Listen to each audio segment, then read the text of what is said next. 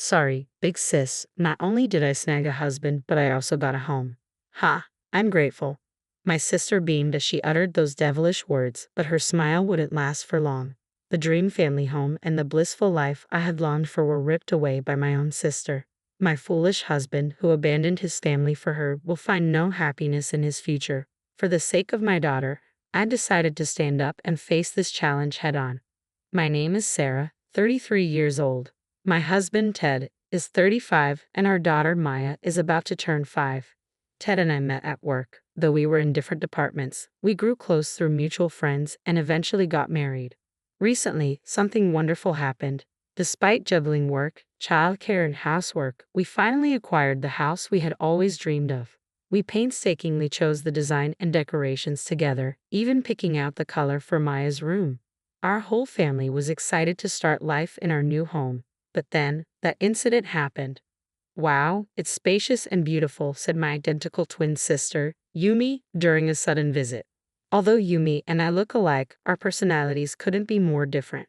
She's outgoing and adapts to everything with ease, while I'm shy and prefer reading books to socializing. Back in school, she used to bring her friends to my classroom just to mock me. You two look alike, but you're so different. Yumi is cuter, right? Her friends would say, glancing at me, the plain one with thick glasses. Yumi would happily respond, it's like I got all the good features at birth. Sorry, big sis. It's a past I'd rather forget.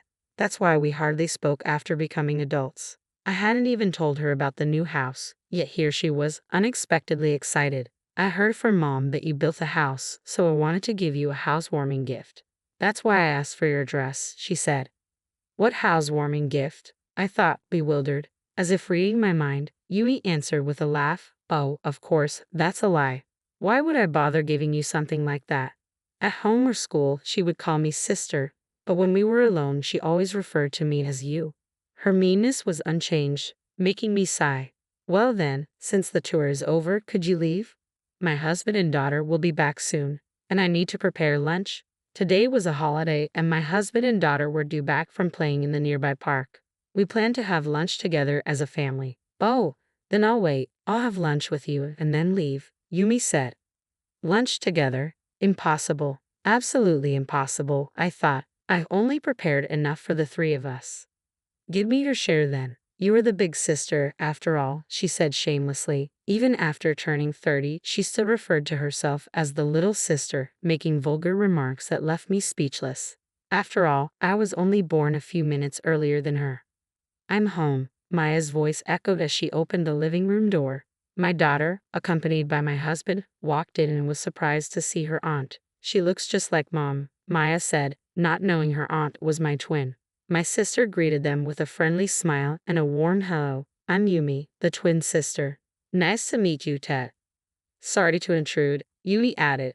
Ted, having heard about my sister, was surprised to see her there but seemed pleased. Yumi, with her long eyelashes, distinct colored eyes, and perfect makeup, looked younger than her actual age. Her hair was curled, and she dressed to accentuate her figure.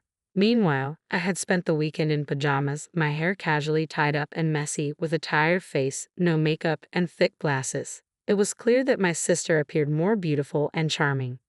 Unable to assert myself in front of Maya, we ended up having lunch together. My sister ignored Maya, kept talking to Ted, and laughed loudly. Ted, you're so funny and stylish. Handsome too. You must be popular. So, why with my sister? She said, looking back and forth between Ted and me. My husband is sociable, fashionable, and popular at work with a bright personality. He was naive in relationships as I was his first, so he was easily deceived by my sister. No, not at all. I'm not popular. Why, you're the cute and popular one, Ted stammered. What a high school-like exchange. It was unpleasant. My much-anticipated holiday turned into a series of tolerances. Oh me, I'm not popular at all. I always attract weird guys, Yumi said. I recently broke up with my boyfriend, who I had been living with. He was short-tempered, and we fought a lot. I'm thinking of moving out since it's too big for just me and the rent is high. She glanced at me with a sly grin. Hey, you have a spare room here, right? Can I stay for a bit, just until I find a new place? No way? I was astounded by her audacity. What are you saying? Of course, that's out of the question. Don't just come here and make unreasonable demands. I couldn't hold back any longer. We can't just let this spiral out of control. I interjected, my voice tinged with desperation. We should help in difficult times, but this isn't right. She showed up out of nowhere, met my family for the first time, and now expects to stay over? Absolutely not. Once dinner is over, she needs to go home immediately. My anger simmered as I pushed away from the table and left the room. Yumi, unfazed, smiled and said, "Well, we can get to know each other better from now on. After a few visits, we'll become friends. I'll come by again." I could barely believe my ears. The thought of her returning felt like a cruel joke. Once she finally left, I turned to Ted, my frustration boiling over. "Why did you say she could stay? I've told you before, she doesn't understand boundaries. If we're kind to her, she'll take advantage and never leave. She won't help with anything and will expect to stay here for free." Ted shrugged. "She didn't seem that bad. She's bright and energetic, maybe even nice." His words felt like a betrayal, and his enchanted demeanor only fueled my anger. Nice? How can someone who asks to stay in our home the first time they meet be a nice person? If she shows up when I'm not here, do not let her in, I demanded, my voice firm. Ted nodded, but his expression was dismissive. Okay, calm down. It's scary how jealous women can be, even sisters." He said this as if I were overreacting, and I could hardly believe it. "Jealous? What are you talking about? She's been bullying me since we were kids. It's not complex, it's the truth. She always took my things, my toys, my clothes, everything. I've always been at her mercy." But instead of sympathy, Ted just gave me a bored and turned away. Disappointment washed over me. I never expected him to defend her over me. He lay down on the bed, indifferent, and I sighed, feeling the weight of his indifference. As the days passed, I buried myself in work, catching up on everything I'd missed during the move. My parents and Ted helped with Maya's daycare, which was a relief, but I still felt guilty for not being there as much as I wanted. I tried to make up for it on my days off, but Ted always seemed to have errands to run, leaving little time for the three of us to be together. One night, I came home exhausted from overtime and was greeted by an unwelcome voice. "Welcome back, big sister," Yumi said, her voice dripping with mockery. She was sitting in my living room, boldly drinking despite the promise not to let her in. It was 9:00 p.m., and my daughter was already asleep. The sight of Yumi, red-faced and clearly drunk, sent a wave of irritation through me. The table was a mess of beer, wine, and snacks. "Why are you here?" I demanded. "I told you I'd come back, didn't I? Besides, is it really okay to leave your husband and child alone until this late?" Yumi replied, feeding concern. Ted chimed in. "Her ex-boyfriend has been showing up at her place. Yumi's scared to go home." "Then why not go back to our parents' house?" I asked, my patience wearing thin. "No way. They'll just lecture me about getting a job and straightening out my life. I like it here, and Ted is here," Yumi said, gazing at my husband with a look that made my skin crawl. Ted, tipsy and oblivious, seemed pleased by her attention. "Fine. If you're going to sleep in the living room, at least clean up afterward. I'm going to take a bath and go to bed," I said, too exhausted to fight anymore. As I checked on Maya, who was sleeping peacefully, the sounds of laughter from the living room only deepened my irritation. I couldn't believe how foolish and distasteful it was to see my sister cozying up to my husband and him enjoying the attention in front of his own wife. I ran into one of Ted's colleagues in the bathroom. "Is Ted okay?" they asked. He mentioned he was taking a sick day this morning. Confused, I returned to the house. The living room was a mess, crumpled blankets and empty cups scattered around. And Yumi was sprawled on the sofa, sound asleep. Ted hadn't emerged from his room, which I assumed meant he was hungover from drinking too much. I took Maya to daycare and headed to work, feeling uneasy. At work, I made an excuse for my sudden day off. "Thanks for your concern. Sorry for taking the day off so abruptly," I said. The colleague responded, "It's okay, but it's odd. Ted's been taking a lot of days off lately and making more mistakes." That unsettling feeling from the previous night lingered. I decided to leave work early to check on things at home. As I approached, I steeled myself for what I might find. Quietly opening the front door, I walked into the living room and, just as I feared, found Ted and Yumi sitting closely on the sofa. Ted had his arms wrapped around her while they watched TV. Fury bubbled inside me.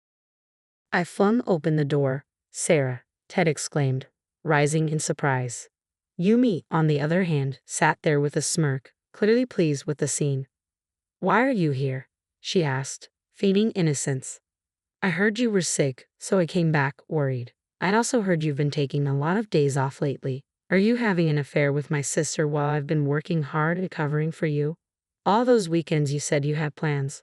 Was it to meet her?" Ted, looking panicked, raised his voice in defense. "Do you have any proof of us meeting? I hate your logical and critical attitude."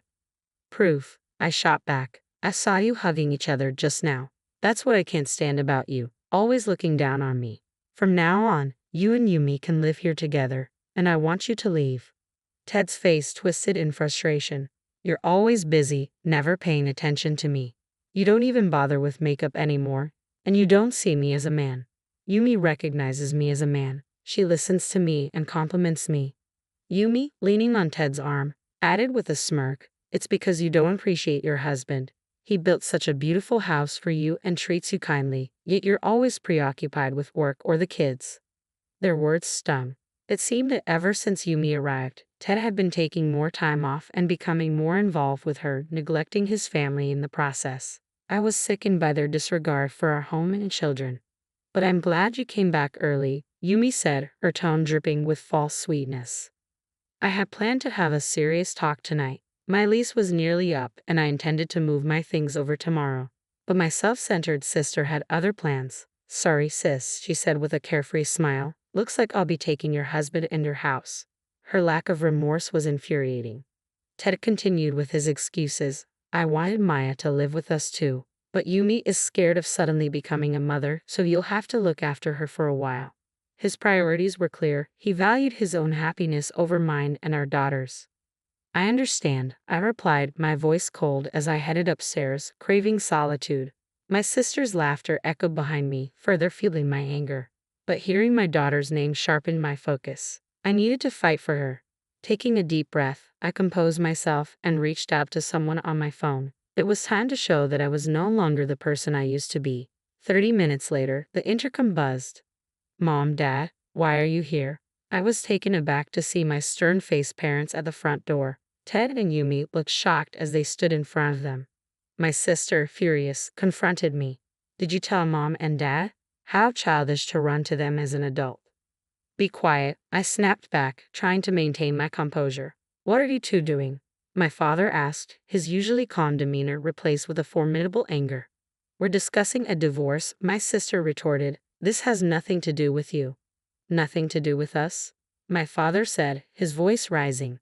"Our granddaughter's husband is having an affair with her own sister. We're absolutely involved." "What are you going to do about this, Ted?" my father demanded. Ted fumbled for words. Oh, well, Ted, I'm disappointed in you," my father said sharply. "I thought you were a reliable man who would protect Sarah, but here you are, engaged in such foolishness." Ted's surprise was evident, only reacting after my sister nudged him with her elbow. "I'm sorry, but this is a matter between husband and wife," Ted said, sweating. "It's not so much about who's at fault, but that our relationship just wasn't working out." "Are you saying it's my fault?" I asked incredulously. "We never had these issues before Yumi came along. If that were the case, we wouldn't have built this house." "That's your opinion," Ted retorted. "You got promoted, pretended to be busy, neglected housework and childcare, and didn't even bother with makeup. You didn't respect me as your husband. Aren't you ashamed?"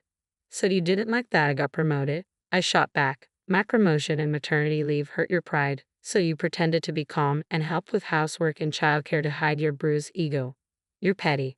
Respecting a husband doesn't mean you have to hold back your own success." "You've seen what Sarah is like," Ted said. "She's hardworking and doesn't wear makeup." My mother tried to intervene. "I hardly wore makeup even before marriage. Where is the Ted who used to love and adore me?" "No," Ted said firmly. "Parents have no right to interfere in a couple's affairs. Please go home and take Sarah with you." My sister coldly handed me the divorce papers. "Ted has already prepared the divorce papers. Just respond to them as soon as possible. I'll send the rest of your stuff later." "How could you, Yumi?" my mother asked, trying to stop her. "Please, let us be," my sister said, pushing us out of the house. "We're getting divorced, aren't we?" I turned to Ted. "Is this really happening?" He nodded, as if it were the most obvious thing in the world. Yes, he said. You're so clueless, I said, feeling the weight of the situation. I'm keeping the house since it's in my name, I said firmly. I'll pay child support, but let's finalize the divorce. However, there's one more thing. If we're getting divorced and I'm leaving, you'll need to repay the $400,000 my parents loaned us for the house. I held up the loan agreement, watching their faces turn pale. When we bought the house, we had paid $100,000 from our savings, with my parents covering the remaining $400,000. The loan agreement was already in place, and it was a better deal than a traditional loan. My parents had suggested this arrangement, and we had both been grateful. But since I'll be staying in the house, it's only fair that you repay it. What are you talking about? Ted stammered. We discussed this, and my parents said it wasn't necessary to repay it. We're family. Family or not, we signed a loan agreement, I replied, my voice steady. It's unthinkable not to repay it. Our parents' money is important for their future. Just because we're family doesn't mean you can borrow money and not pay it back. Was your gratitude a lie? This is unacceptable to our parents who trusted you. Ted tried to argue. My father said not to worry about it. If we have more children, it would be hard to repay, so I thought it might be considered a gift.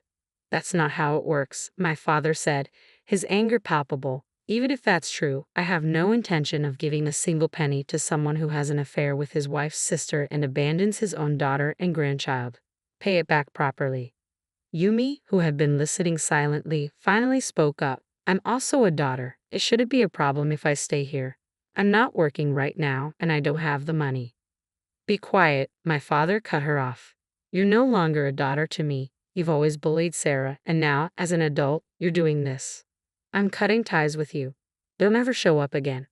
My parents had long been aware of my sister's attitude, but her behavior had not changed one bit. Even as an adult, she still acted like a spoiled child. Since Yumi wasn't working and would struggle on her own, I decided to press for additional compensation. Since you're the reason for the divorce, you should pay me alimony for the mental distress. I'll have my lawyer contact you. Ted was left speechless, staring in shock. I grabbed my suitcases and walked out, my mother's tears stinging my eyes. Sarah, I'm so sorry for all this, she said, hugging me tightly. I never thought Yumi would go this far. I shouldn't have told her where you live. Mom, it's not your fault. Her nature can't be changed, I reassured her. It's refreshing to cut ties with her. I've also realized that Ted is just as self-centered as she is. I have no regrets now. I'm sorry for involving you, I said. Thank you for coming. I'll find a lawyer and make sure to recover the money. But for now, don't worry about the money. You and Maya come first. You must be exhausted today. Go pick up Maya, come back home, and rest. My mother nodded, her concern for me evident. Take care of yourself, she said. We'll handle this together. Feeling both mentally and physically exhausted, I decided to take a break at my parents' house. Their warm support was a comforting embrace during such a difficult time. I expressed my gratitude, telling them how much their encouragement meant to me. Their unwavering support gave me the strength to move forward. A few days later, I reached out to a lawyer who was a friend of my father's. I needed to address compensation for emotional distress, the repayment of the money my parents had loaned us, and of course, child support for Maya. Although I was concerned about the potential impact on my career, the news of my husband's affair with his sister-in-law and our impending divorce had quickly spread, leading to his social isolation. I took a leave of absence from work to handle the address change and other divorce-related tasks. Thankfully, since I had kept my maiden name at work, there was no need for a name change after the divorce, which was a relief. My husband called me once, accusing me of turning everyone against him. Did you talk to my boss? You must have painted me as the bad guy, he said. Well, I heard your boss's wife cheated on him, and now they're divorced. Maybe that's why your boss has been so tough on you. Do you finally understand how unreasonable you are and the trouble you cause others? After saying my piece, I hung up the phone. Later, I learned that my husband had quit his job. I was relieved not to have to see him anymore. With no job and having used our savings to buy a house, he and my sister were forced to sell the property. Fortunately, they found a buyer quickly and repaid the money they owed my parents sooner than expected. However, they still face alimony and child support payments. Finding a new job proved challenging for him at his age, and he and my sister ended up living with his parents. Yet she remained unchanged, still refusing to help with housework or seek employment, only indulging in her own desires. His parents, exhausted by the situation, eventually asked him to leave. After the divorce, my ex-in-laws came to apologize. I couldn't help but feel a sense of irony and satisfaction when they finally moved out. My sister had once come to my parents asking for money, but my father had scolded her so harshly that she never returned. She had lost her former charm and was now marked by poverty and an unhealthy lifestyle. My husband, who sought a divorce, found himself stuck with my sister, who clung to him out of spite rather than love. Their loveless and impoverished life was easy to imagine. I had planned to find a new home for my daughter and me, but my parents advised me to take my time. We lived with them for a while, and my daughter's smile gradually returned, surrounded by their love. Thanks to their support, I excelled at work and was appointed leader of a new department.